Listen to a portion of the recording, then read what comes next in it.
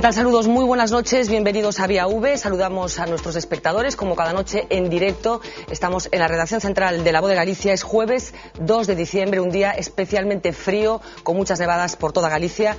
Hace aproximadamente 3 semanas, V Televisión invitó al alcalde de Vigo a participar en directo en este programa, como ha hecho con el resto de los alcaldes de las ciudades gallegas. Abel Caballero declinó la invitación, pero lógicamente Vigo tiene que estar presente en esta ronda de entrevistas que estamos haciendo a los dirigentes locales gallegos, así que hemos convocado al segundo representante institucional de la ciudad, Santiago Domínguez Olveira, teniente alcalde de Vigo. Moi boas noites. Moi boa noite. Bueno, sei que chegou hoxe pola mañá de Barcelona, tiveron onte un acto ali para promocionar Vigo como cidade de congresos. Olfateábase xa o cambio de goberno en Cataluña, esa presencia, esa erupción de novo do nacionalismo? Eu creo que non se olfateaba aínda. Eu creo que se falaba incluso máis da famosa manita que incluso das eleccións. Bueno, que había moitas cousas que falar relacionadas con Cataluña, claro. Nos taxis que pudemos coller, o comentario do taxista era, pois eso, máis a manita que as propias eleccións, pero sí, lóxicamente, Barcelona estaba impregnado todavía desos cartéis, dese ambiente electoral, non? Por certo, tiveron algún problema para chegar aquí? Falábamos do frío e da neve. Chegamos medianamente ben, pero sí que nos atopamos con algunha neve a altura de Ordes e tuvemos que vir moi despacito. Moi a modo. Bueno, quen é Santiago Domínguez? Bueno, Santiago Domínguez é un home que nace en Vigo no ano 1964 e eu me definiría como unha persona sempre tremendamente, inquieta, con ganas de facer cousas. Dende moi mozo, cando eu tiña 15 anos, pois xa estaba daquela militando nos estudiantes revolucionarios galegos, que eran daquela, non? As mocidades nacionalistas. E a partir de aí, pois moi inquieto, un home que lle encanta o ensino, son mestre, e un home a que lle encanta tamén a política vista dende o punto de vista de vocación de servicio. E un home que en estos momentos pois está moi contento de poder servir a súa cidade, non? Bueno, pois esta é a autodefinición que fai Santi Domínguez, se me permite o nome, pero nós temos un perfil máis político, Cecais, do que acaba de facer vostede mesmo. Imos a escoitalo. Antes que na política, a traxectoria profesional de Santiago Domínguez comezou na ensinanza. Diplomado en Maxisterio, foi profesor de inglés, galego e castelán, e a súa afección ao deporte levouno a conseguir o título de entrenador nacional de baloncesto. Pero a súa vinculación ao Bloque fixo que se sumase á política municipal da súa cidade e que tamén dese o salto á Xunta. No goberno bipartito de Touriño foi director xeral para o deporte, un cargo que abandonou os 2 anos para optar á alcaldía viguesa nas pasadas municipais. Non acadou o bastón de mando, pero sí entrou no consistorio como compañeiro de tarefas de Abel Caballero e do PSTG. Durante estes 3 anos, a alianza non foi un camiño de rosas. As friccións entre ambas as dúas formacións foron constantes e para deixar claro que PSOE e BNG non son o mesmo, ata os cartéis das obras distinguen que iniciativas promociona a alcaldía e cales a tenencia da alcaldía. Pero estes enfrontamentos non son novos para Domínguez. Xa foi edil na anterior coalición que tivo a cidade e que se rompeu despois de que o BNG retirase o seu apoio aos seus socios de goberno socialistas. Aos nacionalistas vigueses acusouselles entón de manter mellores relacións coa dereita que coa esquerda, pero o BNG olívico, asegura Domínguez, é ante todo un partido procedente do pobo e de orixes humildes. Con este lema acoden os próximos comicios nos que aspiran a que Vigo volva a ter un consistorio nacionalista. Bueno, Vigo é unha cidade complicada de gobernar, ten esa etiqueta, polo menos fora de Vigo. Eu creo que é unha etiqueta. Vigo non é máis nin menos complicada que eu creo que calquera outra cidade, complexa por o tamaño desta cidade, por a xeografía propia da cidade que implica moitos núcleos espallados con forza propia dos núcleos rurais e as nosas barrios e as nosas parroquias, pero máis que complicada eu diría que é unha cidade apasionante para gobernar, porque é unha cidade que continuamente está innovando, é unha cidade emprendedora, é unha cidade que sale por si mesma, digamos, de situacións complicadas, e eu non a definiría como unha cidade para nada complicada. É unha cidade fermosísima. Eu creo que os homes e mulleres vigueses e viguesas saben moito de acoller, saben moito de traballar, saben moito de non ter medo a ningún tipo de reto. Eu creo que eso é bo para calquer gobernante, non? Bueno, leva 3 anos e medio aproximadamente como teniente alcalde de Vigo. Do que se ten feito neste tempo dende a súa área de xestión, cal é un pouco a xoia da coroa que quere resaltar o Bloque Nacionalista Galego? Se me fai moitas veces esa pregunta, non? E eu creo que non hai. a mí non me gusta decir cal foi das... Pensei que me iba a decir o Cascobello, perdón. Non me gusta decir cal é máis importante ou menos, porque dende que os nacionalistas chegamos en este novo mandato tiñamos algo moi claro.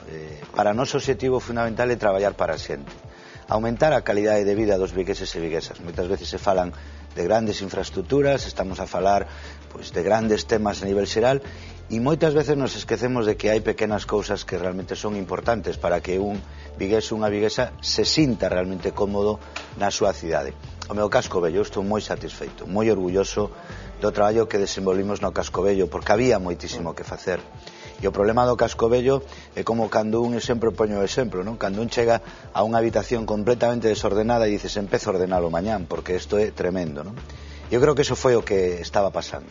Había tanto que facer que non había vontade política, eu diría, se me permite con toda modestia, a valentía política, decir, hai que empezar dunha vez, non? E aí está o Cascobello, pero que logo todo o que levamos feito para recuperar o noso patrimonio, aí está o Castro recuperado por fin, todo o que levamos feito en de benestar social, aí está pois a ampliación que temos das becas de comedores, da asistencia no fogar, todo o traballo que fixemos coa discapacidade. Vigo acaba de recibir un premio moi importante a nivel de Estado como aquela cidade que máis ten traballado para a eliminación de barreiras arquitectónicas, o traballo coa muller, ese novo plan de igualdade, ese centro social de emerxencia para as mulleres, todo o traballo que se está facendo en xuventude, que é un traballo moi bo en normalización lingüística, co apoio a nosa lingua como non podía ser de outro xeito. Premio Nacional do Deporte, acabamos de recibir o máximo galardón a unha cidade pola súa práctica e promoción deportiva.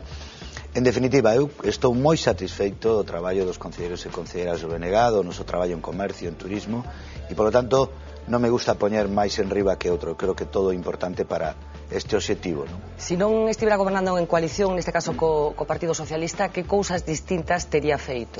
En primeiro lugar, en esta cidade, na cidade de Vigo, habería xa un albergue municipal, sin dúbida alguna. Se o BNG tuvera maioría absoluta, Vigo tería un albergue municipal, sin dúbida alguna. E que cousas tería feito? Está sendo un problema o socio de goberno para que isto se concrete, porque hai un dato estremecedor que se pon nos medios de comunicación habitualmente, que hai 34 persoas que se calcula que poden morrer nas rúas de Vigo nos últimos tempos. Non é un problema do socio de goberno, é un problema, primeiro de nada, do Partido Popular. É dicir, Vigo ten un albergue municipal que podía estar aberto pasado mañán, un albergue que deixou construído precisamente o BNG na súa responsabilidade de vicepresidencia de Benestar, e que o Partido Popular decidiu que non quería abrilo como albergue.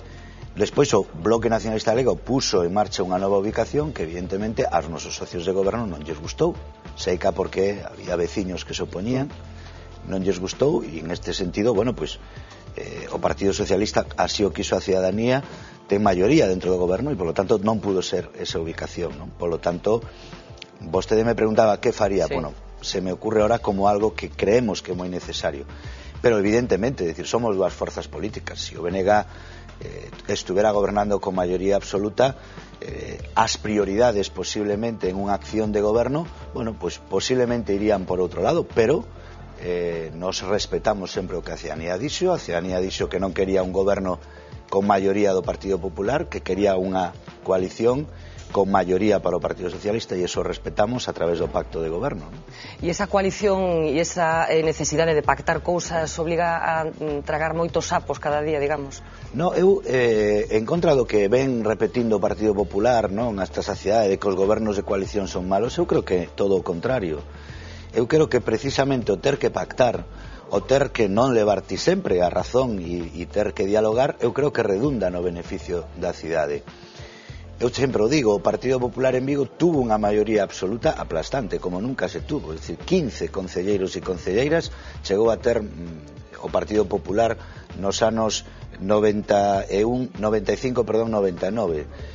Con unha maioría absoluta de 15, o Partido Popular non foi quen de sacar adiante dous orzamentos, porque entre eles mesmos non se poñían de acordo. Eu creo que hai que acostumbrarse a, digamos, a práctica do diálogo, do consenso, e que dúas forzas políticas distintas gobernen xuntas, eu creo que non é malo, todo o contrario, axuda precisamente a non tratar de impoñer un ou outro, sino, bueno, de buscar o ben común. E eu creo que é o que se está a facer en este goberno. Bueno, defende entón, polo que vexo, os gobernos de coalición. Vostede participou durante un tempo nun goberno de coalición na Xunta de Galicia con a responsabilidade que era a Secretaría Xeral para o Deporte. Que pasou no bipartito? Que fallou no bipartito para que non recibira o respaldo da ciudadanía?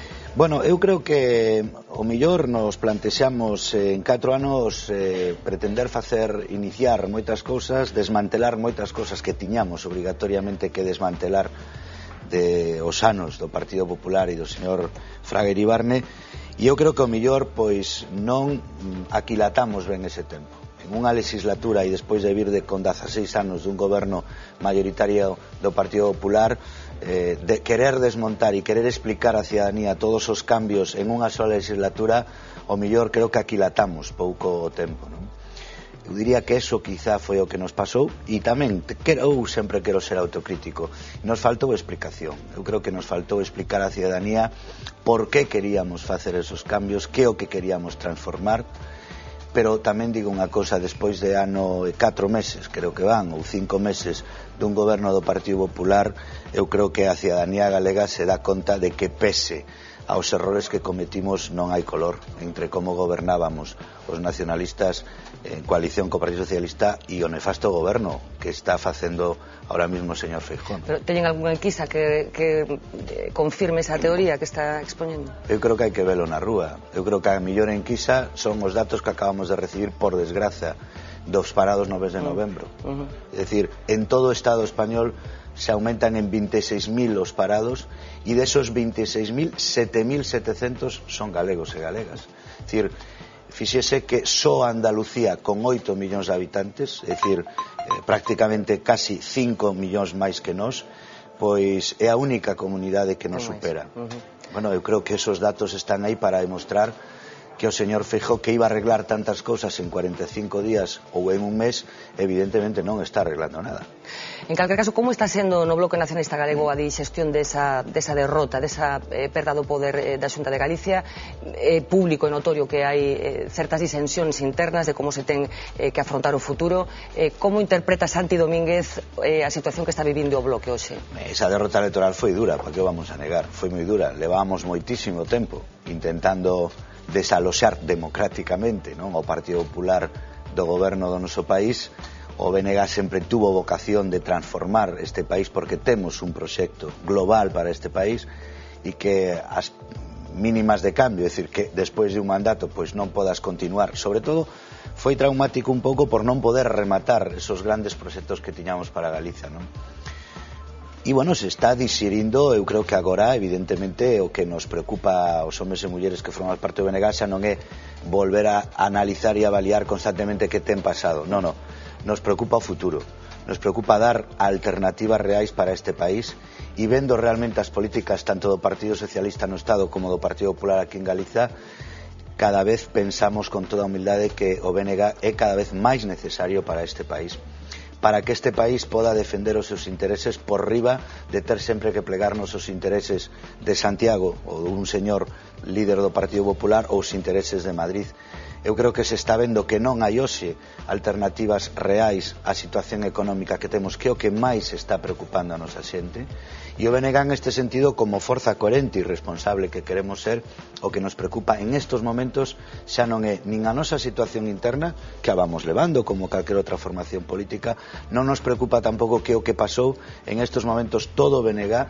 Temos claro que todos os homes e mulleres que formamos parte do BNG temos que traballar única e prioritariamente para poñer en riba da mesa alternativas que axuden a paliar esta crise económica que realmente, polo menos o BNG, nos ten moi preocupados. Bueno, en todo este proceso houbo algún sacrificio que se fixo polo camiño, houbo dirixentes históricos do Bloque Nacionalista Galego que non formarán parte do cartel electoral nas próximas eleccións municipais. Estou recordando, por exemplo, a Enrique Tello aquí na cidade da Coruña.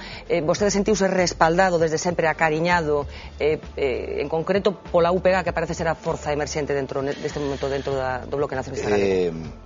eu creo que evidentemente, é dicir, nós temos que ter claro, e creo que no BNG o temos moi claro, non? É dicir, os que nos toca representar o BNG en determinados momentos, hai outros determinados momentos, evidentemente, que temos que deixar paso a outras ideas, a outras persoas.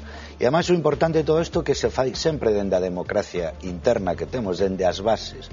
Por eso moitas veces sí que cando chegamos a unhas eleccións dunhas listas, pois hai movementos convulsos, pero porque son os propios militantes. Por suposto, o señor Caballero non tuvo ningún movimento convulso, porque el decidiu unha executiva feita imaxen e semexance, por poñer un exemplo, sí. E a señora Corina Porro igual. Nos practicamos outra cultura democrática e de participación. Polo tanto, eu sí, vamos a pregunta, eu me sentí respaldado, as tres corrientes que hoxe formamos parte do BNG en Vigo fomos quen de poñernos de acordo e desde o primeiro momento en que eu salín elexido como candidato, eu non son o candidato de Maisgué, eu son o candidato do BNG e os meus compañeros e compañeras no meu grupo municipal non están pola UPG, por Maisgué ou por Encontro de Irmandiños, estamos todos traballando polo BNG e por esta cidade. E eu sempre poño o mismo exemplo porque hai algúns que queren demonizar as corrientes internas e estamos sempre a matar. Non é certo. Mire, no meu grupo municipal hai xente da UPG e hai xente de Maisgué.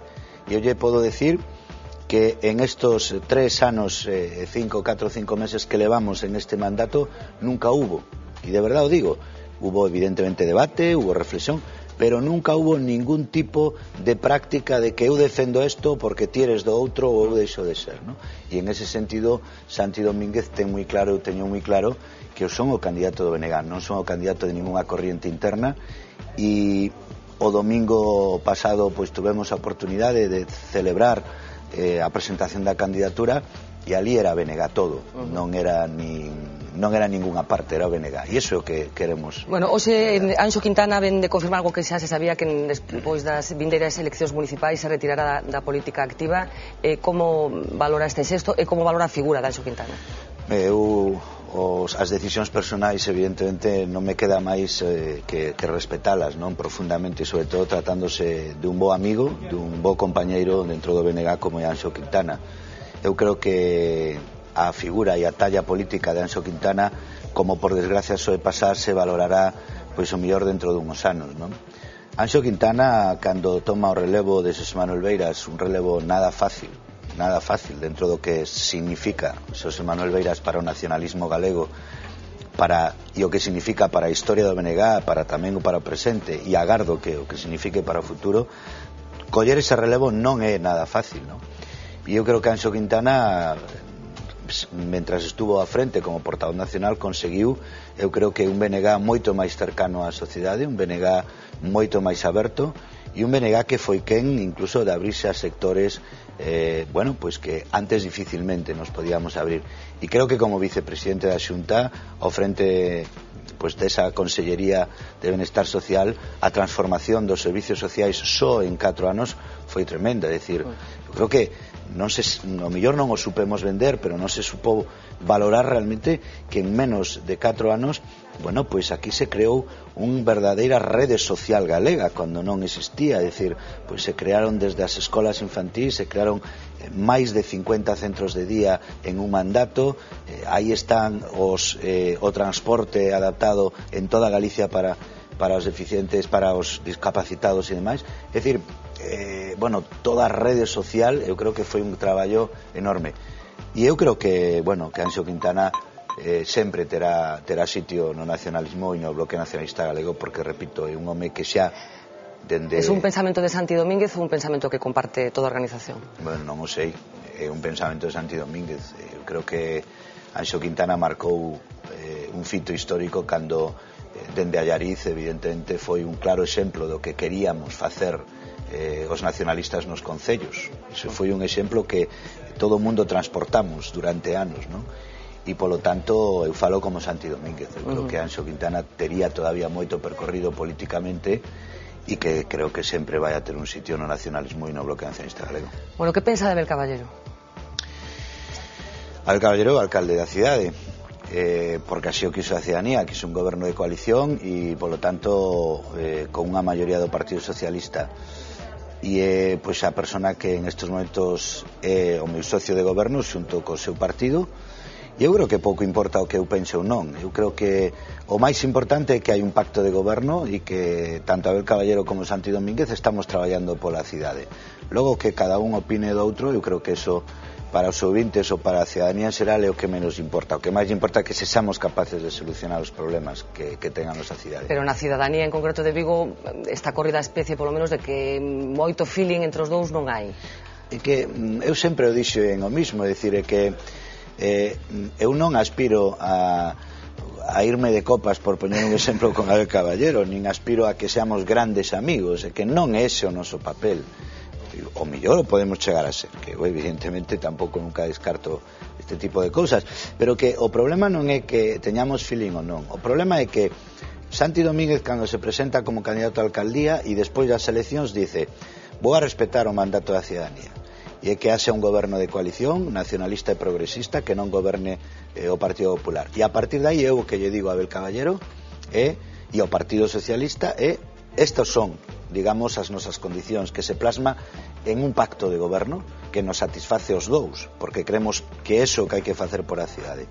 E desde ese momento a miña preocupación é que Abel Caballero e o Partido Socialista cumpla ese pacto, porque eu quero dicir unha cosa ben claro: o compromiso do BNG e o compromiso de Santi Domínguez non é nin con Abel Caballero nin co Partido Socialista. O compromiso de Santi Domínguez é coa cidade de Vigo. E onde se plasma ese compromiso? No noso programa electoral en parte, porque non o podemos facer ao 100%, non temos maioría absoluta, pero en ese pacto de goberno. E a mí o que me importa de Abel Caballero, en este caso como alcalde da cidade, é que cumpla ese pacto de goberno. E en estos momentos ese pacto de goberno se está cumplindo. Máis alá de houbo risco de ruptura en algún momento destes 3 anos e medio dese pacto de goberno? En estos 3 anos e medio lle podo decir con toda absoluta sinceridade que nunca hubo ese digamos límite vamos a romper, en absoluto. Pero momentos incómodos supoño que sí. Sí, pero momentos incómodos a miña familia acompañemos 4 personas, e incluso dentro da miña familia hai momentos incómodos. Me discuto con meu fillo, cando máis, e son da familia, cando máis con forzas políticas distintas. Non o vamos a negar. Eu creo que a xente ademais sabe e é difícil. Eu creo que a mí non me gusta a hipocresía política. Hubo momentos complicados, o tema da lei de caixas, a fusión das caixas, que por certo, ao final hai fusión. Ao final hai fusión, pero o Bloque non estivo presente outro día na firma. Por qué? Bueno, pues foi un mal broche, digamos, a un proceso no que o Bloque estivo desde o principio. No, o Bloque eu creo que foi absolutamente coherente, cousa que non poden decir outras formacións políticas. Desde o principio nos decíamos que a mellor solución era a fusión das caixas, e o Bloque sigue mantendo eso. O ir ou non ir outro día, bueno, pues entra dentro das estrategias e das decisións que en un momento se toman, que un pode, que non, entonces é mellor que sí, que non. Quero decir, que eso non é importante. O importante, volvendo a esos momentos difíciles, é que, bueno, ainda hoxe algún medio recordaba, non, aquilo de que si Caixa Nova non sigue solo non me presento. Ou alguén recordaba hoxe, non o recordaba eu, pero alguén recordaba hoxe aquilo de que si hai fusión Vigo se queda sin cultura, sin deporte, etcétera, etcétera. Bueno, hai unha fusión e eu creo que o tempo ten demostrado a coherencia dunha forza política que foi a primeira, nin Partido Popular nin Partido Socialista, que alentou e alertou de que había que ir a esa fusión, porque senón, co que se nos viña encima, coa bancarización das caixas, Vigo e Galiza se podían quedar sin un centro de decisión financiero importante. E en ese sentido, benvido sea esa nova Caixa da Galicia. Falábamos antes dese acto de presentación da súa candidatura hai uns días no pabillón de Navia. Ali dixo que Vigo non precisa de profetas nin de ilusionistas. Posteriormente Guillerme Vázquez falou de mini rei soles ao frente de cidades-estado. A quen se estaban referindo? A aqueles e aquelas que se pretendan ou que crean que por a súa propia personalidade poden salvar unha cidade. A eses e a esas que moitas veces se creen que Vigo pode ser manipulable ou pode ser vendido a intereses electoralistas. Se me refería a eses ou a esas que moitas veces se creen que por si solos son capaces de levar adiante unha cidade. Mire, a cidade de Vigo ten o que ten en estes momentos, é a cidade máis importante de Galicia, non gracias a estos salvadores nin a estos ilusionistas como eu os definín o domingo, é gracias á propia cidade. Vigo necesita líderes, e cada día estou máis convencidos, con carisma, con cercanía diante da xente, pero líderes sobre todo que sexan capaces de vertebrar e de agrupar as grandes potencialidades que ten Vigo. É dicir, Vigo necesita líderes que sexan capaces de non colgarse ningunha medalla para que realmente as colgue a cidade. Sempre se ten falado de que si Vigo ten pouco ou menos peso político. Non, o peso político de Vigo o dá a propia cidadanía. Independientemente de que a Xunta nos sigue discriminando agora mesmo, o goberno do Estado nos sigue discriminando como cidade, recortando nosos investimentos, pero Vigo sempre saiu adiante. E a min o medo que teño é que si se aposta por estos ilusionistas osás ou estos magos as, o que moito me preocupa é que esas potencialidades o mellor se convirtan en divisións, como se pretendeu facer con algúns temas últimamente nesta cidade. E por eso, a eso e a nada máis me refería, non? Eu creo que o BNG é unha forza política que se ten caracterizado sempre por intentar agrupar, e o digo tamén con toda humildade, e creo que eu teño demostrado nas miñas tarefas xa dende o ano 95 como concelleiro, de que son unha persona que me gusta o consenso e me gusta precisamente que brilla a miña cidade, non quero brillar. Falaba antes de que o seu compromiso co seu electorado, ese compromiso inclúe tamén un pacto co Partido Socialista postelectoral, estou me referindo, claro, e non co Partido Popular, por exemplo, sería unha quimera a posibilidade de que Santi Domínguez pactara despois das eleccións, por exemplo, con Corina Porro? Vamos a ver, acórdese que ya acabo de decir que o compromiso de Santi Domínguez non é nin con Abel Caballero nin co Partido Socialista. Claro, pues despois hai que formar goberno e hai que gobernar, claro. Entonces, non sempre decimos o mismo. Vamos a deixar que a cidade fale, porque eu legitimamente aspiro a non ter eu que pactar con ninguén, o mellor son outras forzas políticas as que teñen que vir a pactar con BNG. E iso, mentras a cidadanía... Pero nese escenario de pactos, hai un pacto que a priori non se contempla xa? Estou referindo a un posible pacto co Partido Popular. No, vamos a ver, aquí o que realmente único que Santi Domínguez contempla en estos momentos é intentar transmitirlle á cidadanía cales son os meus proxectos e os meus plans para esta cidade e cales son os proxectos e os plans do BNG. Despois vamos a deixar que a cidadanía fale. É que non se pode falar a priori, é dicir, porque o BNG pode ter, e a iso aspiramos, pode ser forza mayoritaria dunha posible coalición progresista e de esquerdas, por que non? Vamos a ver que pasa despois do 22 de maio. Eu en principio me vou a presentar lóxicamente a estas eleccións e o BNG con un objetivo moi claro, que a xente entenda que o BNG é necesario para Vigo, porque le vamos dando exemplos de como sabemos transformar esta cidade, de que creemos que sabemos gestionala, aí está a nosa xestión, e eu en principio daqui ao 22 de maio non me plantexo absolutamente nada máis que intentar que a cidadanía entenda o noso proxecto e a nosa mensaxe. O día 22 pola noite falaremos. Bueno, estamos rematando esa entrevista, pero quería presentarles un pouco a visión que ten de Vigo un artista local, seguro que coñece, chamase Juan Rivas, é un artista emerxente moi coñecido sobre todo entre a xente nova, e ten esta visión de Vigo que seguro que comparten algúns aspectos. Ímolo ver. Hola amigos de V Televisión, soy Juan Rivas, músico vigués, y os invito a pasar a mi casa donde tengo mi estudio de grabación. Adelante. Desapareces otra vez y no sé. Durante temporadas largas he estado yendo y viniendo a Madrid, pero siempre he vivido en Vigo.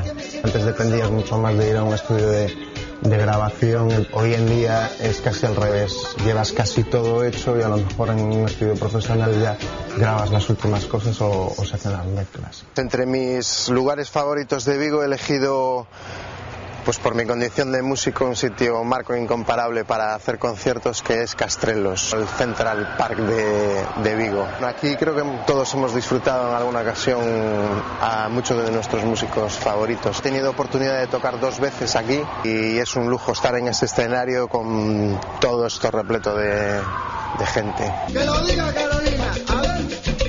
Pues os he traído a la famosa panificadora, que yo creo que es uno de los lugares en Vigo menos aprovechados. En cualquier otra ciudad como Londres o así, pues por aquí podrían hacer el Museo de Arte Contemporáneo perfectamente. Por eso ahí viene el sol. que me parece una ciudad maravillosa para vivir, donde se vive bien, y una ciudad en la que el verano se disfruta en unas playas maravillosas. Bueno, Castrelos, a panificadora, as playas de Vigo. Coincide no triángulo que traza Juan Rivas? Sí, por supuesto que sí. Eu creo que Castrelos é algo, eu creo que impresionante, incomparable.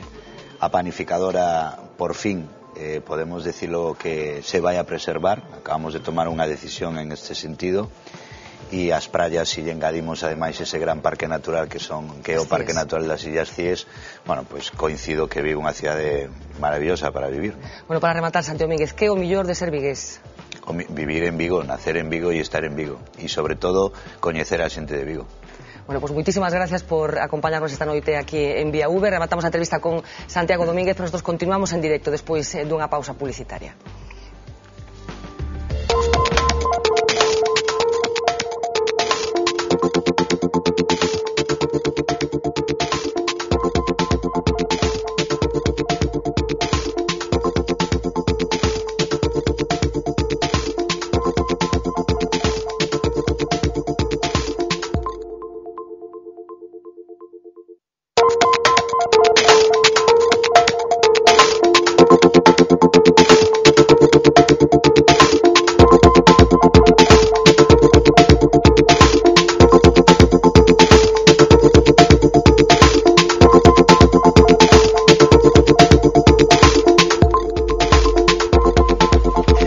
18 minutos sobre las 10 de la noche, continúan en directo en Vía V. Hablábamos en la primera parte del programa con el teniente alcalde de Vigo, con Santiago Domínguez Olveira, y recibimos ahora a 4 personas que nos ayudarán a interpretar las palabras de Santi Domínguez y otros aspectos de la actualidad del día. Manuel Blanco, muy buenas noches. Buenas noches. Ernesto Sánchez Pomo, muy buenas noches. Buenas noches. Diego Pérez, delegado de La Voz en Vigo, muy buenas noches. Buenas noches. Y Martiño Noriega, muy buenas noches. Boa noite. ¿Cómo chegamos aquí, por fin? Chegamos ben, enteiros. ¿Cómo estaba a carretera? Por ordes mal. Por ordes mal.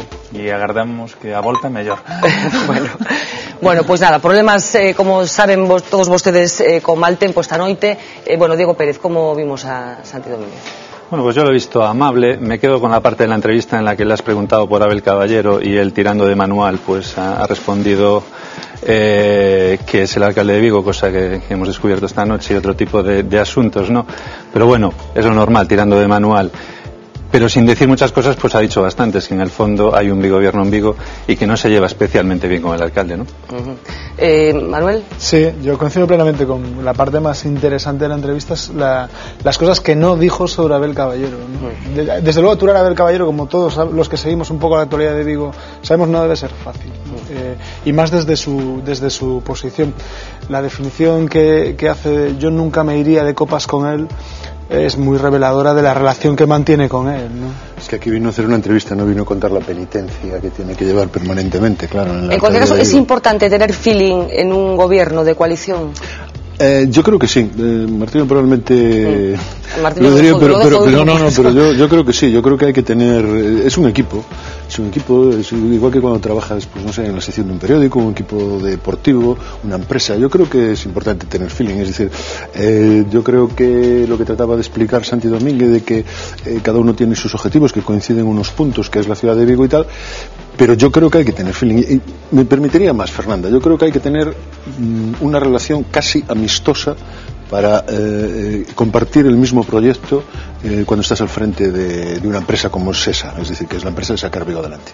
Martiño, como se levan os gobernos de coalición? Teñen que ter unha determinada factura, digamos, para que as cousas funcionen, ou non é necesario? Non se pode decir moito porque o goberno solitario, como lista máis votada, co cal claramente non existiu feeling, no meu caso.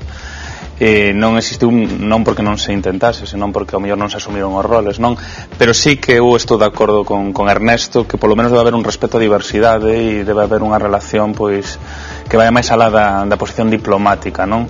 E de entender que é un mandato cidadán, polo menos porque hai que tomar moitas decisións e moitas veces os cargos públicos tamén son seres humanos que necesitan, pois, ter unha interlocución e unha fluidez, non? Sobre todo para falar das cousas e falalas con claridade.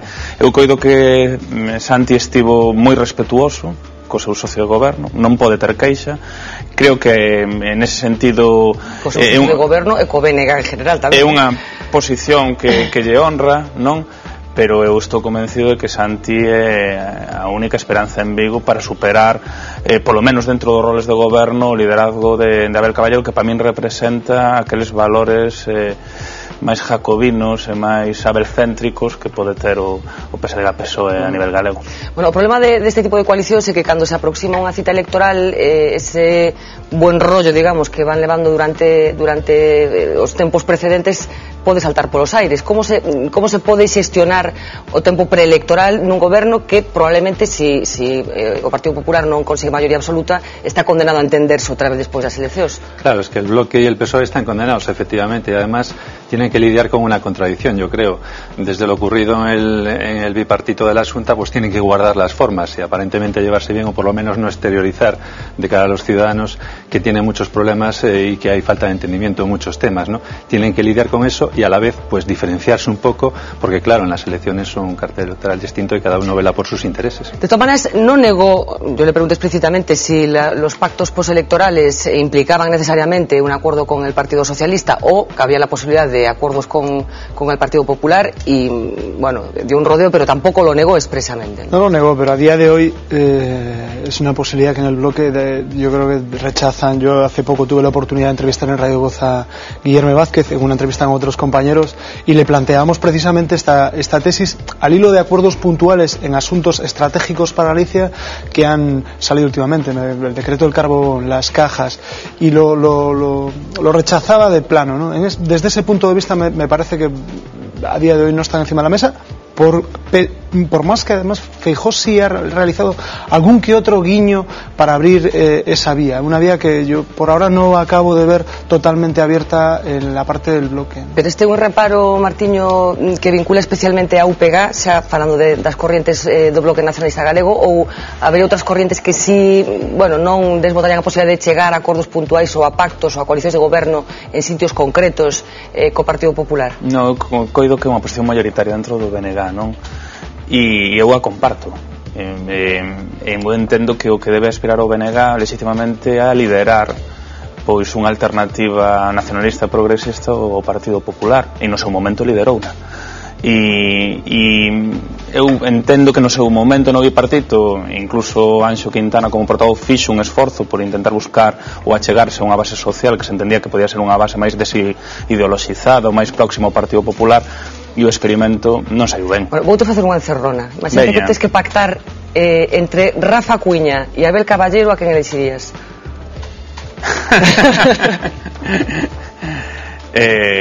Sempre a Rafa Cuña, pero creo que a día de hoxe Rafa Cuña nunca sería candidato a alcaldía polo Partido Popular. Porque non o deixaría o Partido Popular, queres decir? Porque non o deixaría o Partido Popular, queres decir? Eu entendo que independentemente de cuestións que eu podo entender como emocionais ou históricas, as posicións nestes momentos de Rafa Cuña e o Partido Popular en moitas cuestións son antitéticas, e polo tanto coido que é un matrimonio de interese no cal por unha banda hai unha cuestión emocional e por outra banda, bueno, Rafa cumple o requisito de minoría étnica que luce e que está ben, e senón que yo pregunten a Gallardón en Madrid. Bueno, hablaba antes, Diego, creo que era de esa visualización de dos gobiernos que acontece en Vigo. Hay expresiones evidentes de que esto es así, los famosos bancos que tienen una firma concreta que pone alcaldía. Nosotros hemos hecho hoy mismo una encuesta por las calles de Vigo para preguntarle a la gente qué opinan de ese bigobierno, si realmente lo visualizan, y esto es lo que nos han dicho. Es una gestión muy parecida a la que se hizo anteriormente y que está en la línea de la que se fai en Galicia, en Seral, con que no estoy de acuerdo. Bueno, yo creo que bien. Paso un poco. Bueno, bien. Y lo está intentando ponerla, vale, más bonita, más tal, pero un poco todo muy caos. No hay donde poner un pie, la verdad. Estoy contento porque están dejando la ciudad bastante bonita, un poco con las obras de humanización de las calles. Si ves un cartel que ponga alcaldía, lógicamente sé que falla o alcalde, si pon tendencia, pero creo que, bueno, é normal que o fagan porque lógicamente en un goberno bipartito eles tamén queran demostrar cal é a tendencia de cada un deles, pero bueno, non sabría decirte que o que fixo quen. También tuvo un poco de polémica, ¿no? Porque dice que presume demasiado con ese tipo de señalización, pero bueno, distinguirse que se distingue un poco gracias a eso. Ah, no, yo no me meto en profundidades. Oh, no, ni idea. No. Tampoco me interesa mucho. A mí lo mismo me da que sean de derechas que de izquierdas. Los alrededores me encantan. Y la ciudad es como todas, es una ciudad agobiante De Vigo a mí me gusta todo. El mar. Y lo que menos... Le faltan zonas verdes. Las playas y el mar y todo donde no se mete ese rollo de las obras y de cemento. Y lo que menos, eso, las obras y el cemento. O acceso ao mar, a proximidade do mar. O que menos me gusta, pues que está todo pavimentado, asfaltado, cementado. Es que la encuentro preciosa. Lo que es la ría de Vigo en sí. Y lo que menos, pues, un poco la urbanización, sobre todo la sobreexplotación, ¿no?, que tiene un poco la ciudad. Bueno, como decimos siempre, esto no tiene valor demoscópico ninguno porque no es representativa la muestra, pero no estaba muy enfadada la gente con la separación. No, debe ser de las ciudades así que aunan una mayor opinión favorable en torno al equipo de gobierno. A pesar de que después, si os fijáis, en la segunda parte todos se quejaban de las obras, del cemento, de que había mucha obra y tal, pero bueno. Pero de aquí al mes de mayo acaban ya todas las obras. Antes de mayo terminan todas las obras y que están todas inauguradas, además, por eso. Todas en funcionamiento. Eso es lo bueno. Ahora mismo están las ciudades prácticamente invivibles. No se puede. Es un Beirut el pequeño, es una cosa, como Beirut. Sí, es un Beirut, son todas un Beirut, pero nos queda siempre el consuelo de saber que estas obras, contrariamente a otras, ¿no?, a esas del hábito, esas cosas, estas tienen fecha de caducidad, o sea, se terminan antes de mayo. Eso es una ventaja. Bueno, pues hablamos de Vigo, pero hay más cosas que tienen que ver con la actualidad del día. Hoy se ha confirmado que el ex vicepresidente de la Xunta de Galicia, Anxo Quintana, dejará la actividad política de cara a la pública, digamos, después de las próximas elecciones municipales. La decisión ya ha sido comunicada al Bloque Nacionalista Galego. Anxo Quintana dejará la primera línea política. El ex vicepresidente y ex portavoz nacional del BNG ha asegurado que su idea es hacerlo después de las municipales. Tras el fracaso electoral del bipartito, Quintana pasó a ocupar el cargo de diputado en la Cámara Autonómica y ostenta también la vicesecretaría segunda de la Mesa del Parlamento.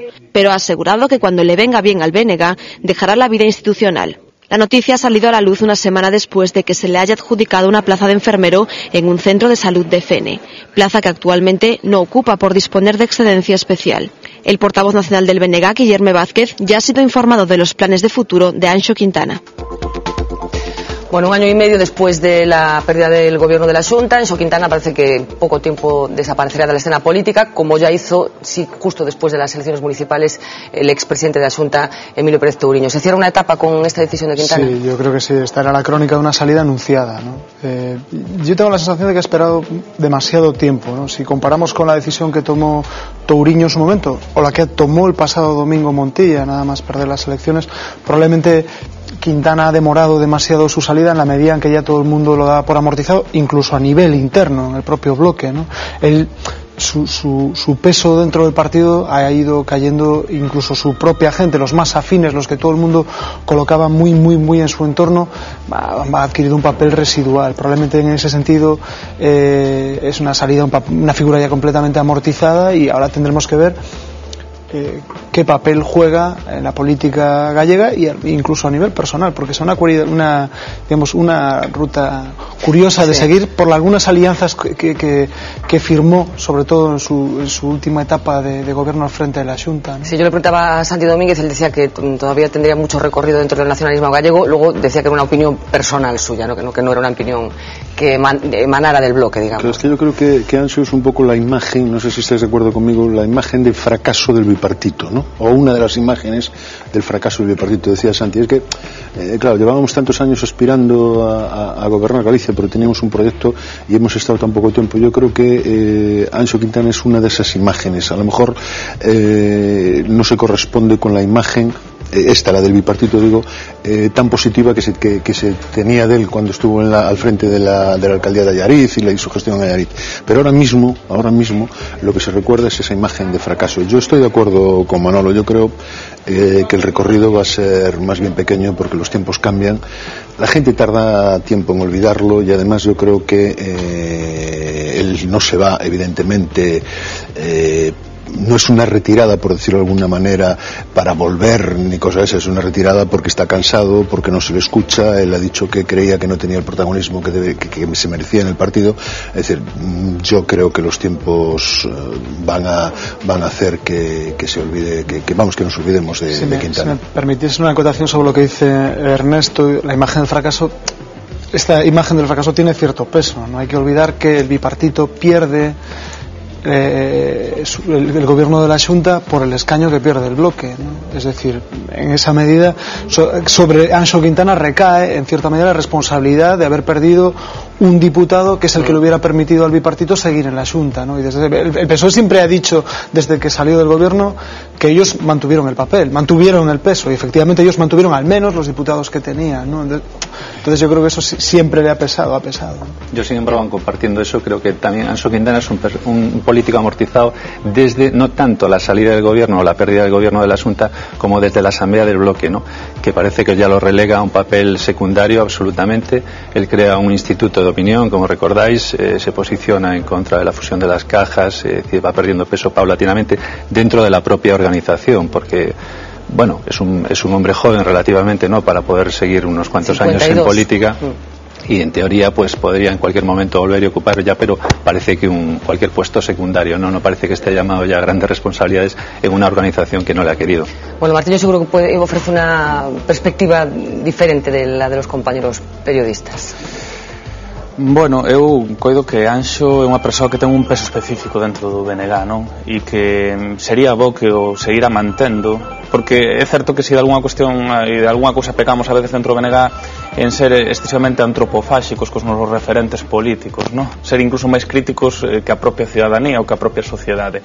E iso é algo que non fan o resto das forzas políticas. Temos a Abel Caballero gobernando Vigo, bueno, ¿no? Emilio Pérez Touriño non sei ben parado tampouco, non? Si Anxo, bueno, en ese caso coido que Emilio Pérez Touriño na historia do PSOE quizás foi un dos cargos públicos e con peso específico peor tratados na historia do PSOE ao longo destos anos, pero no caso do BNG sí que estaría ben que independentemente da posición que ocuparan os referentes que en algún momento tiveron un peso e siguen o tendo dentro da organización, bueno, pues entendemos que é un capital que forma parte da pluralidade do BNG e que polo menos de cara á sociedade sería importante manter, non? É dicir, ter en conta a súa opinión e a súa experiencia, non?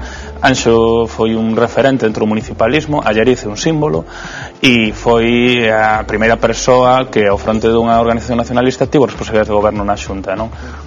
Fixo unha aposta, eu penso que lexítima e propia, e non saiu ben, e eso representou seguramente un fracaso histórico non só para o nacionalismo nin para o BNG, sino para o conxunto dos que entendíamos que ten que existir unha cousa diferente a que existe nestes momentos e que encarna Feijóo e o Partido Popular, non? Pero bueno, nadie lle pode negar a súa propia visión e a aposta que el realizou legítimamente co apoio no seu momento da ciudadanía do BNG. Martín, dicías unha cousa que eu comparto contigo, dicías que Touriño foi injustamente tratado no PSDG. Creo precisamente polo que ti acabas de apuntar, polo que representa Anxo no municipalismo, que é a primeira persoa que con un proxecto nacionalista que chega a gobernar Galicia, que eu tamén creo que o mellor estamos diante de outra injustiza, é dicir, de outro tratamento injusto. É dicir, ele efectivamente el marca unha etapa como alcalde de Allariz, el marca unha etapa como vicepresidente de Xunta, sin embargo, ano e medio despois non se lle escoita no BNG. É dicir, o problema non é que Anxo queira marchar porque se aburre no Parlamento, eso non é así, é dicir, non marcha porque se aburre, se marcha porque no BNG neste momento non ten un espacio. Entonces, efectivamente pode ser, eu dicía o da imaxe da derrota xunto con Touriño, pode ser que reciban os dous un mesmo trato, é dicir. Pero hai unha cuestión que a mí me gustaría puntualizar. Eu facía esta lectura incluso con perspectiva histórica, e non só centralizada na súa figura, porque que Anxo tamén tivo unha cuota importante no momento do relevo de Xosé Manuel Beiras de non saber administrar ese relevo, e o mellor pecou do mismo que hoxe demanda, non? É curioso ás veces os ciclos históricos como se acaban reproducindo, e no fondo que en aquel momento se reclamaba, os que entendíamos que Xosé Manuel Beiras, e o seguimos entendendo, era un patrimonio do nacionalismo e do BNG, pero porque tamén o entendía a ciudadanía, era ese respeto que a mellor pues tampouco existe con él, e que no fondo é unha asignatura pendente, e o que o BNG debería facer, independentemente que entendemos que cada quen ten o seu momento e a súa primeira liña, sí que o que non deberíamos pois é incentivar a desaparición dos referentes que en algún momento foron referentes do nacionalismo, porque é unha actitud ás veces certamente suicida e que non fai ninguna forza política, pero el pecou que se queixo mesmo, e aí con un forte un mellor complexo de Edipo, non digo el personalmente, pero si a organización que non supo asimilar, e eso a sociedade non nos lo perdonou. Si me permite sobre eso, yo creo que yo no quiero hacer sangre sobre la salida de Quintana, pero hay una reflexión que yo creo que se hace incluso a nivel interno mucha gente dentro del partido. Hay una diferencia sustancial entre el papel que jugó Beiras y el papel que ha jugado Quintana. Beiras ha mantenido en todo momento, independientemente de que puedas estar de acuerdo con él ideológicamente o no, una posición más coherente. A Quintana hay mucha gente dentro del partido que le echa en cara algunas políticas que él desarrolló al frente de la Xunta como vicepresidente y que contrastaban enormemente con el discurso histórico del partido. Por ejemplo, un ejemplo muy gráfico, las famosas fiestas para mayores, que eran una reedición de las famosas fiestas para mayores de Fraga, contra las que el bloque se manifestó una y mil veces. El famoso enchufismo que siempre le criticamos a Baltar, el consorcio de bienestar. Y lo hemos demostrado porque los propios sindicatos, la propia CIGA ha llamado la atención, la CIGA, el sindicato nacionalista, llamó la atención en varias ocasiones sobre las prácticas de contratación que se habían puesto en práctica en el consorcio de bienestar. Bueno, si hay un partido, y eso es yo creo que es una mochila fantástica, pero también es una carga, que ha mantenido una posición coherente en ese sentido en la historia reciente democrática de Galicia, ese es el bloque. Y esa renuncia a algunas de las cuestiones identitarias de principio del bloque han abundado en el descrédito de Enzo de Quintana. Claro, pero es que hubo un sector del bloque que lo que intentó precisamente es no seguir esa línea ortodoxa y ampliar su espectro de votantes. Él fracasó en ese intento, ¿no? Sí, yo no lo cuestiono, la cuestión es que yo no lo discuto. Es derivación del outro, claro. Estou de acordo con Manuel que ao mellor sí que se lle deu a espalda ao mellor os elementos máis activos ideolóxicamente falando, con cuestións que eran simbólicas, como ti ben dis, e que eran difíciles de digerir e que ao mellor non tiñan unha traducción na política real, non? Pero foi unha aposta lexítima e avalada no seu momento e que seguramente se houbera funcionado ninguén lle estaría votando en cara. Claro.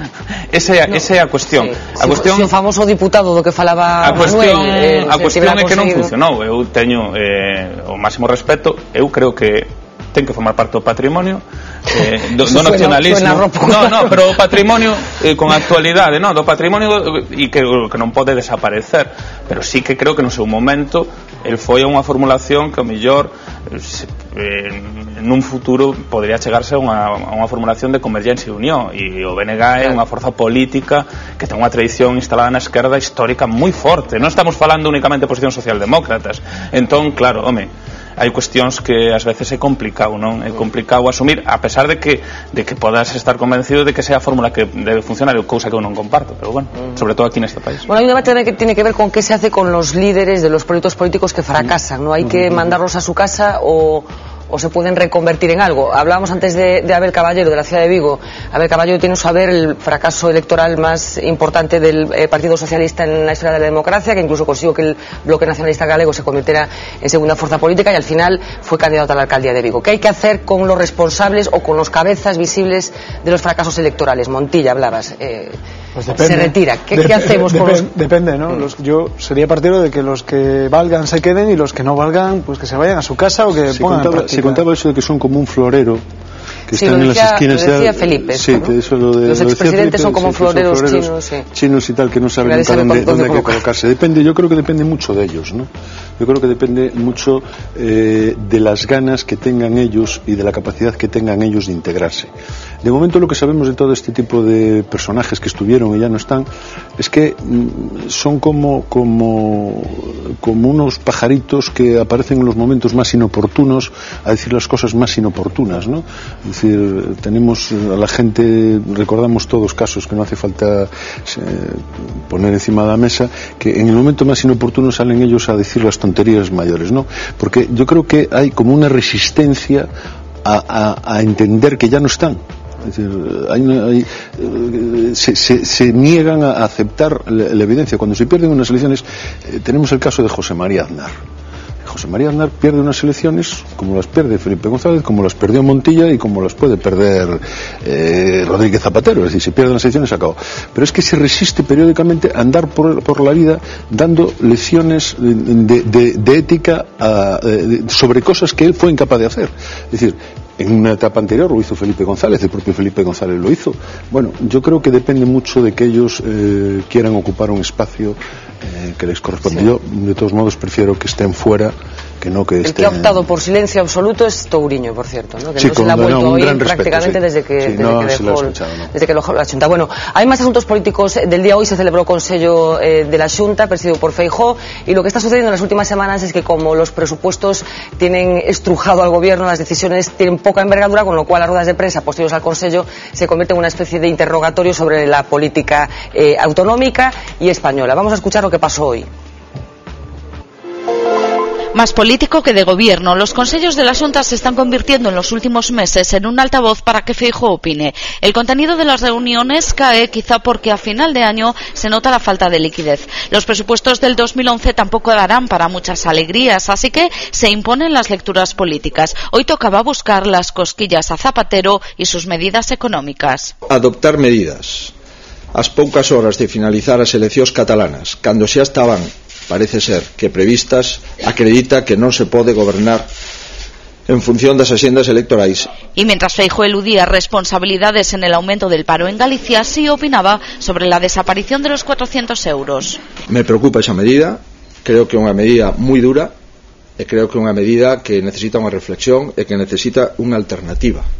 Segundo objetivo, Pachi Vázquez. O que espero e desexo é que o Partido Socialista Obreiro Español en Galicia non propoña, nin faga, nin protagonice movilizacións en contra da falsa privatización, cando o que está a facer é xustamente vender as infraestructuras e privatizar os aeroportos. Y no se salvó tampoco José Blanco, acusación velada de pasividad en el conflicto de los controladores y reproche por los retrasos del AVE. Bueno, como vemos, un repaso un poco a toda la actualidad política derivada del hecho de que los acuerdos del Consello pues son más bien flojitos, ¿no? Esto, si me permitís la expresión, es una tragedia, es trágico, porque el Consello de la Xunta, para que nuestros televidentes sí, está bien esa aclaración, porque antes damos por supuesto que es el vehículo de la acción de gobierno del gobierno gallego, del gobierno de Feijóo, ¿no? Y es digamos, la reunión en la que se concentran, en la que se aprueban las políticas de gobierno. Yo os voy a citar un ejemplo. En el Consello de la Xunta de hoy, el gran acuerdo de gobierno fue la implantación de la vía telemática en el Sergas en el 2011. Es decir, esto está muy bien. La gran inversión, si me permites, era un puente en Ospeares. Era un puente en Ospeares, de 1 millón y pico de en el que Feijóo empleó, yo creo que un cuarto de hora, me decían hoy, en la exposición del puente de Ospeares, empleó en la explicación de lo que se iba a hacer en este puente, pues un cuarto de hora, ¿no? Y esto nos está llevando a que... Yo creo que yo invitaría a los espectadores que entrasen en la página de la Xunta y que viesen de verdad los acuerdos oficiales del Consello. Entonces, a lo mejor es que habría alguno que pasmaría, ¿no? Convenio, firma de convenio, no sé de qué, declaración institucional, no sé de cuánto. El Consello de la Xunta de hoy ha sido una cosa pues que probablemente no se lo creería alguien con cierto sentido de la normalidad de la gestión, no se lo creería si lo llegan a ver. Pero yo creo que no es la falta, Fernanda, no estoy muy de acuerdo en que sea la falta de presupuesto la que lleva a Feijóo a hablar permanentemente de la política nacional. Lo lleva porque está encantado. Es decir, es que yo sigo diciendo que tenemos un presidente que vive fuera de Galicia. Bueno, después hablaremos de eso en concreto, pero a mí me llamó la atención que hoy en la agenda del presidente de la Xunta había una cosa muy curiosa, que era participar en la presentación de la candidatura del candidato del Partido Popular por Córdoba, que a mí me llamó poderosamente la atención, porque como lo reclamen para las presentaciones de las candidaturas del Partido Popular de todas las provincias españolas, pues lo vamos a tener. Si tomamos como referencia la agenda del presidente de los últimos meses, ha estado en La Rioja, estuvo en las elecciones catalanas. Pero yo pregunto, ¿tenemos un presidente autonómico que esté tan fuera de su autonomía como Feijóo? Es evidente que tiene cierto gusto por la política nacional. También es cierto que su figura se ha consolidado a nivel nacional y que es un reclamo y es un hombre que está de moda, ¿no? Y está de moda Feijóo,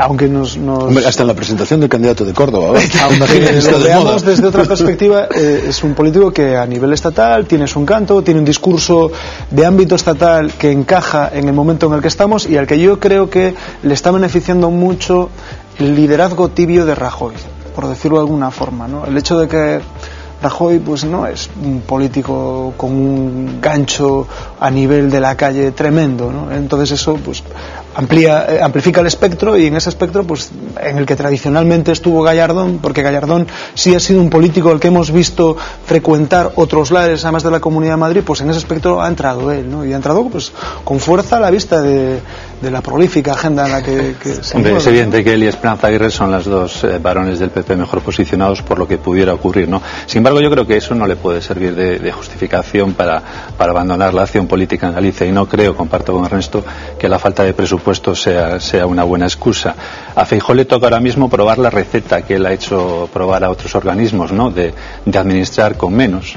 De lo mismo que le decía a las universidades, que tienen que arreglarse con un 10% menos de presupuesto, pues a él le toca también administrar esas vacas flacas. Sí, lo que pasa es que Feijóo está ahorcado Feijóo, me refiero al gobierno, la Xunta está ahorcada por una cuestión básica, y es que si uno coge el presupuesto de la Xunta y coge el gasto corriente de la sanidad, el gasto corriente de la educación, descubre que 4 de cada 10 euros se van a la sanidad. Te quedas sin nada. Hablabas antes de la decisión del Sergas, es que 4 de cada 10 euros de la Xunta son para la sanidad. Es una cuestión. Martiño. Estaba. ¿O era un holograma? Estaba, ¿no? No sé.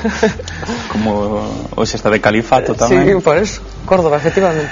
Eu estou de acordo de que primeiro, o goberno vale un goberno de moi baixo perfil político, seguramente a figura do presidente non, pero o que é acción política do presidente unha acción instalada no escapismo, é dicir, Houdini ao seu lado era un principiante, entón nese sentido está xerando, e eu decía antes o do holograma, unha política de realidade virtual, unha marca, unha imaxe que como publicista mellor non ten precio, pero no que é a política real, no que son os problemas reais do país en determinadas cuestións moi importantes, non se está dotando ninguna soa medida, e non é só unha cuestión de carácter económico, que todos asumimos que o momento económico é complicado e que o perfil político moitas veces é moi limitado a hora de tomar decisións, ¿no? Favor, se o momento económico é complicado, tes que te prestarlle máis atención e facer maior esforzo, que non podes facer estar permanentemente eu de todas maneiras, como cidadán galego, a mí me parece moi ben que che guste xogar a ser cabalo de Troya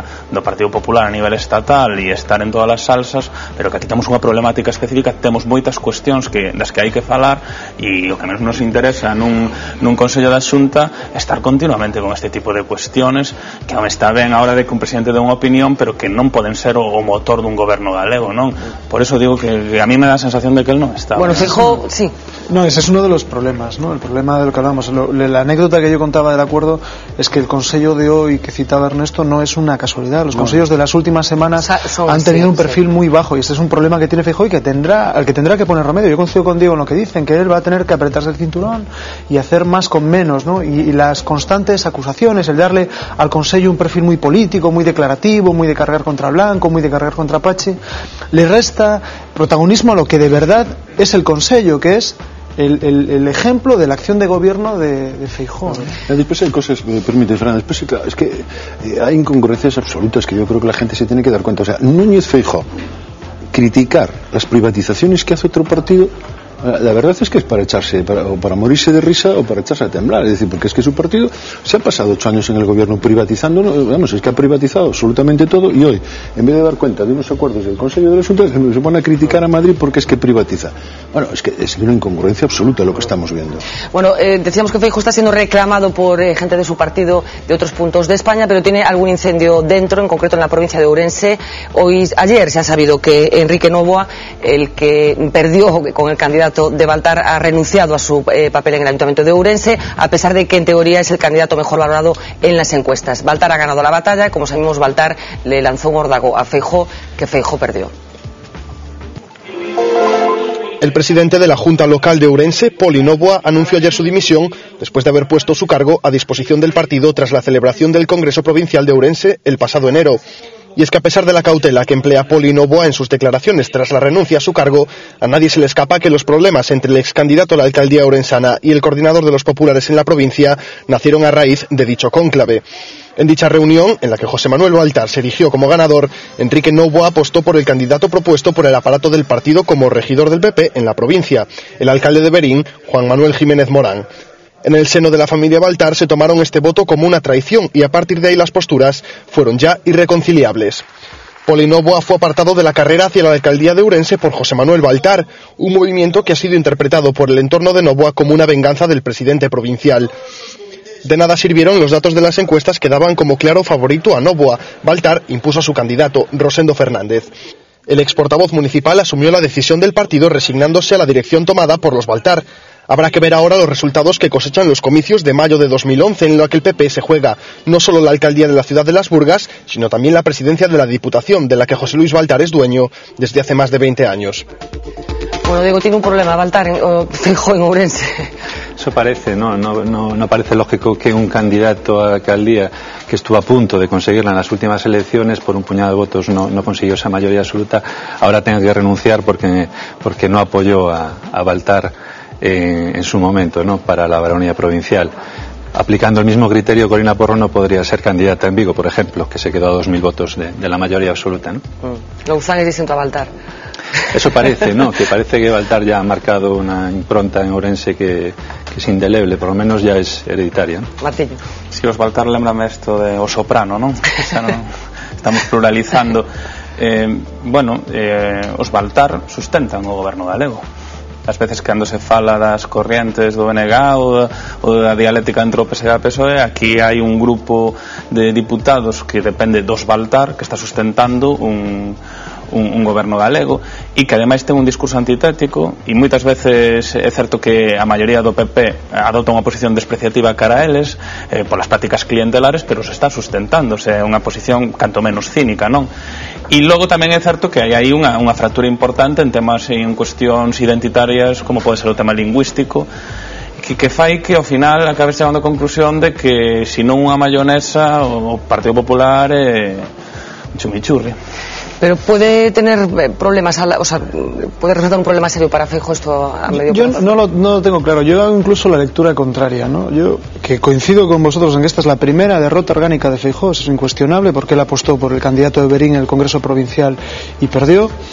Pero yo tampoco lo apoyó descaradamente. Pero movió los hilos en la cuerda para que movió los hilos por detrás. El candidato oficial era el alcalde de Berín, ¿no? Pero yo tengo la sensación de que están esperando un descalabro, ¿no? Y que pues de la significa muchas cosas. Pues significa muchísimas cosas, pero también significaría una derrota, una pérdida de poder de los Baltar, que hasta el día de hoy en Ourense son irreductibles, ¿no? Son como unos galos.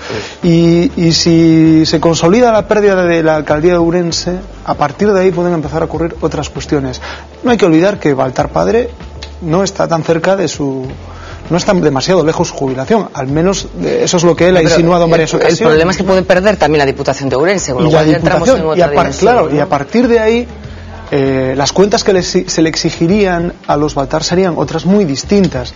Si el candidato fuese el de Feijóo, en este caso Poli Novoa, al que efectivamente los sondeos le daban como muy por encima de Rosendo, no ligeramente por encima de Rosendo, es decir, las expectativas de voto que tendrían con Poli Novoa serían muchísimo mejores que las que tendrían con Rosendo. Si perdieran las elecciones con el candidato oficialista, el candidato, digamos, promovido, pues las cuentas que le tendrían que rendir los Baltar al aparato, digamos, a Santiago serían muy distintas a las que tendrá que rendir si pierden las elecciones con su propio candidato, el que ellos en definitiva han impuesto, que es Rosendo Martínez, ¿no? Ernesto.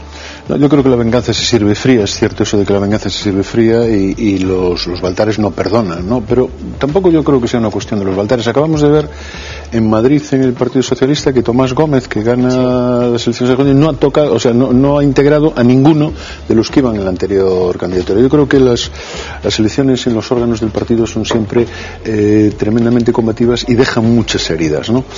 Respecto a si Feijóo tiene un problema en Ourense, pero ya lo tiene de atrás, ¿no? Es decir, es un problema ya que lo tenía, es que él nunca llegó a controlar Ourense desde que los Baltares, Baltar padre y ahora Baltar hijo están ahí, es decir, son ideas completamente diferentes y él no consiguió llegar.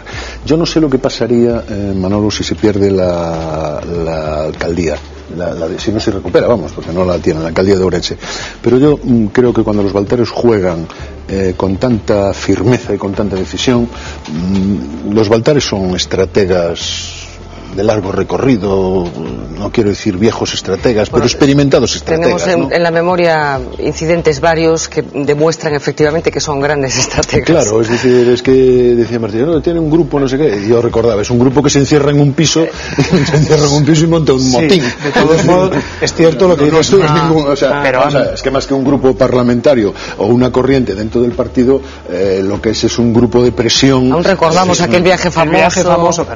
Pero es incuestionable que han ido perdiendo muchísimo protagonismo en el PP, muchísimo, ¿eh? Es decir, pero no tengo nada claro, que ese protagonismo lo haya ganado Feijóo en Ourense. No tengo nada claro. Es que en su feudo no, parece que sigue mandando, ¿no? Decías antes que la venganza sirve fría. Bueno, es que si pierden las elecciones se acaba una etapa, es que no hay nada que hacer. Si pierden la Diputación se acabarán los Baltar. Ahí está la cuestión, pero si ganan, continúan. Claro. E determinadas actitudes tamén do goberno Feijóo danlle un barniz aos Baltar que os manteñen e os sustenta, non? É dicir, porque si únicamente lle sacas toda a roupa o que significa o baltarismo en Ourense, pois pode quedar como unha cuestión de rede clientelar, uso fraudulento da responsabilidade pública, pero que logo está pintado con outras cores, como pode ser o respeto á cultura, o idioma, outra maneira de entender a política, que moitas veces son armas que lle está dando o propio goberno Feijóo por unha actitude canto menos beligerante con determinadas cuestións que rompen o común denominador que non se atreveu a romper Fraga no seu momento e que está alimentando ese sentimento os Baltar en Ourense, non? Bueno, permitidme que vaya a la primera página del periódico de mañana, porque además hay un titular que tiene que ver con todo lo que estamos hablando, que enseguida paso a comentaros. Inevitablemente esta primera con la noticia del día que ha afectado a miles de gallegos. La nieve vuelve a colapsar las autopistas, autovías y carreteras de Galicia. Las nevadas irán limitando mañana a las zonas más elevadas y la alerta baja de naranja a amarilla. La foto de primera, una foto muy bonita desde el punto de vista estético, más de 100 camiones desviados y parados en Guitiriz, esos problemas que hubo durante toda la jornada en la A6. Otro titular, casi 1 millar de pasajeros afectados por el absentismo de controladores en la Bacolla. Los problemas en el aeropuerto de Santiago se unieron a sumar a los que estaba provocando la nieve, y el titular que os quería destacar, 2 hijos de cargos del Partido Popular sacan la mejor nota en unas oposiciones de la Diputación de Ourense. Yo no sé si este es un titular de hoy, pero de mañana, pero podría ser un titular de muchos otros días, ¿no? Me interesa saber que si corrigieron ellos mismos los exámenes, como ocurrió en el SEAD, porque probablemente corrigieran ahí tenemos varias posibilidades. En este caso creo que no. Yo mañana me toca hacer una pieza de opinión sobre eso. Son una anomalía, yo los considero una anomalía estadística, ¿no? Como recurriendo a aquella perla de Fraga que decía que eran los más preparados, los hijos de los del PP, ¿no? Desde luego, o en Ourense se concentra todo el talento del PP, o no tengas la menor duda, o no tiene mucha explicación estadística. Es que me parece mal que dudes. No lo cuestiono. De todas maneras, a ver, alguna vez hemos hablado ya en esta mesa sobre este asunto. Al margen de los chascarrillos que nos pueda provocar esta situación, hay un problema en este país con las oposiciones. No solamente en la Diputación de Ourense, hay un problema recurrente con el asunto de las oposiciones. Es que eso es lo grave. Es que hemos visto cómo un opositor corrige su propio examen, y nos hemos quedado todos mirando para él, y quien tenía que tomar medidas en este aspecto, que no somos ni tú, Diego, ni yo, que nosotros tenemos que limitarnos a lo que tenemos que ver, pero lo que me sorprende es que lleguemos a este extremo, que estemos en esta mesa ya tomándolo como algo habitual, riéndonos y demás. Es que es muy grave. Esto en un país democrático pues provocaría por lo menos una comisión de investigación. Yo creo que daba para un monográfico esto de las oposiciones, y seguro que teníamos muchísimo éxito porque en los momentos en los que estamos además es ya el colmo, dinamita credibilidade, non? Claro. E ademais estende pois unha sombra de dúbida sobre todos os procesos cando non acontece iso, non? Pero eu está de acordo aquí co señor Blanco de que evidentemente a min eso lembrame a debates xa de 15, 20 anos. Si ahora se irá Feijóo dicindo tamén o da preparación, diría que nada cambiou, que estamos facendo un chamamento xenoma. Bueno, é unha pregunta que podemos facer, cantos podemos cambiar o que levamos 15 anos, pero en Ourense son todas as oposicións. Non hai unha que non ocurra estas cousas. Bueno, tenemos que despedirnos por hoy. Muchísimas gracias, Diego, especialmente muchísimas gracias a Martiño por el viaje que tuviste que pasar, Ernesto y Manuel, muchísimas gracias también. Nosotros nos despedimos por hoy. Les dejamos con los titulares de la jornada. Ya saben, sean felices.